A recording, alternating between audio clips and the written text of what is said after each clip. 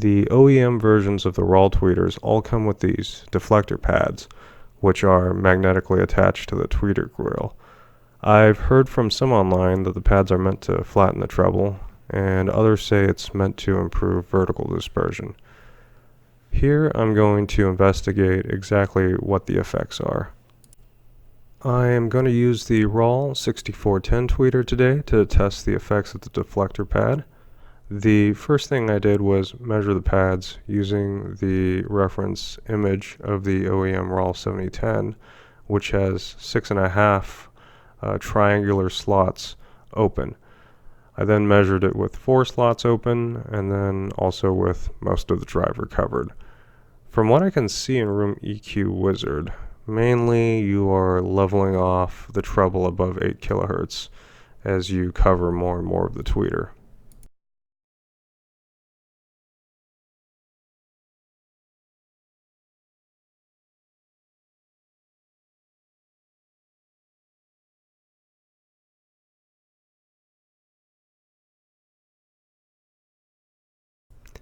Here are some measurements done in RAAL Live, which look much the same.